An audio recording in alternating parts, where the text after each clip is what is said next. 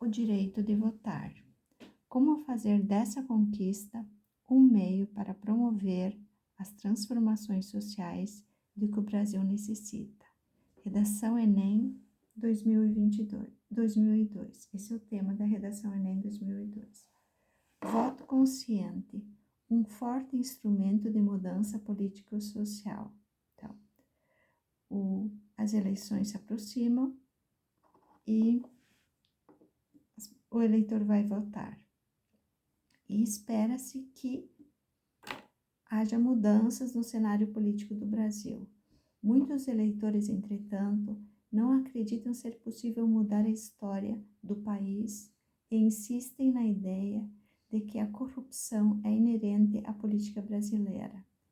Todavia, as eleições que acontecem determinarão o futuro de cada cidade para os próximos 4 anos, motivo pelo qual é fundamental que cada eleitor faça a sua opção de modo consciente e com seriedade. Nesse contexto, é necessário entender que a República Federativa do Brasil constitui-se em Estado democrático de direito, no qual todo o poder emana do povo, que o exerce por meio de representantes eleitos ou diretamente.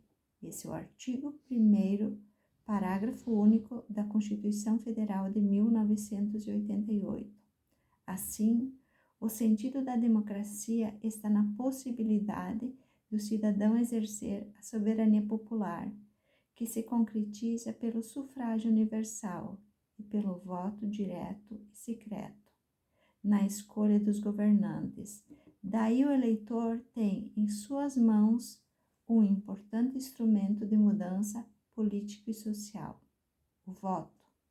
O Brasil é um país reconhecido pela sua ampla representatividade democrática.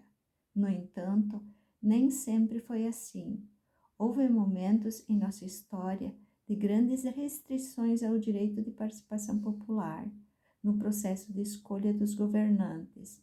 As mulheres não tinham direito de votar.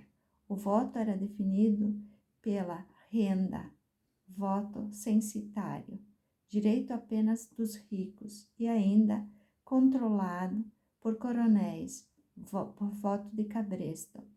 Desse modo, no atual contexto político e social do Brasil, os dias destinados à realização das eleições representam um dos raros momentos em que todos se igualam, pois não há diferença de raça, sexo, condição financeira, classe ou grupo social, já que existe igualdade de valor no voto dado a cada cidadão.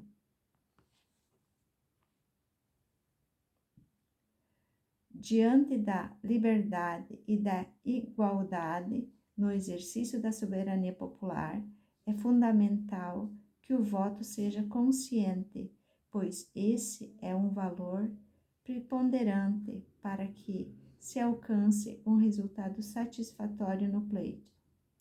Mas, como alcançar essa consciência? Conhecer o funcionamento do processo eleitoral brasileiro, entender o sistema por meio do qual os candidatos são eleitos, perceber o que é legítimo e aquilo que ofende a moralidade da disputa eleitoral, contribui para a conscientização do eleitor na escolha de seus representantes. É importante que o eleitor procure se informar a respeito das ideias do partido político ao qual o seu candidato está afiliado, pois a ideologia partidária, ou seja, os propósitos daquela legenda, está ligada ao que o candidato escolhido realizará se for eleito. O eleitor deve estar atento à atuação de cada candidato. Aqueles que possam tentar comprar votos ou oferecer alguma vantagem em troca de apoio político, certamente continuarão a promover a corrupção se forem eleitos. Precisamos entender, contudo, que nem todo político é igual ou corrupto. Existem candidatos interessados em promover uma mudança social e política.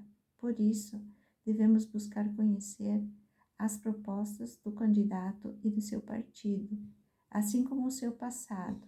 De outra parte, considerando que, nas eleições municipais deste ano, haverá disputa para os cargos de prefeito e de vereador, é importante, para o aperfeiçoamento da conscientização cívica, distinguir os sistemas por meio dos quais serão eleitos os candidatos.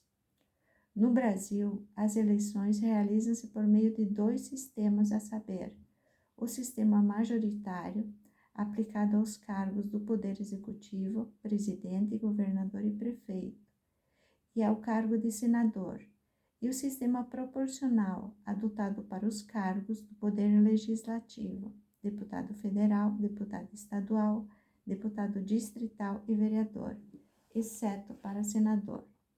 O sistema majoritário consiste em declarar eleito o candidato que tenha recebido a maioria dos votos válidos.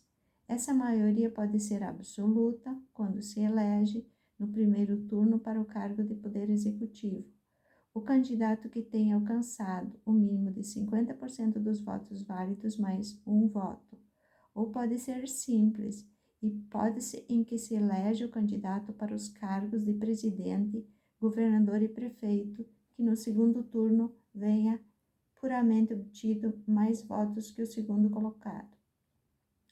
Já o sistema proporcional, são computados os votos não apenas do candidato, mas também os do partido político ou da coligação. Isso porque, para se identificar o candidato eleito, observam-se as legendas que obtiveram o número necessário de votos e, posteriormente, os candidatos que alcançaram o maior número de votos dentro de cada partido vencedor. Sendo assim, o cálculo do resultado final de uma eleição realizada pelo sistema proporcional é feito a partir das seguintes fórmulas. O resultado do quociente partidário corresponde ao número de cadeiras a serem ocupadas pelo partido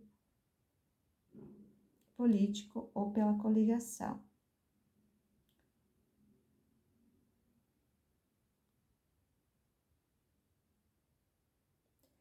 Espera-se que esse marco histórico na democracia brasileira motive o eleitor a votar de maneira consciente e interessada, depositando a sua confiança em candidatos dignos e honestos, pois sua escolha refletirá no futuro de sua cidade.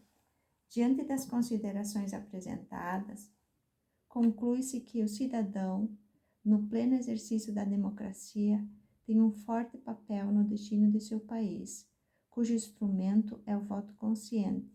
Logo, o eleitor que exercer o seu direito ao voto a partir de uma decisão madura, refletida e consciente, contribuirá para impedir a eleição de maus políticos e possibilitará o alcance de uma maior legitimidade no processo eleitoral.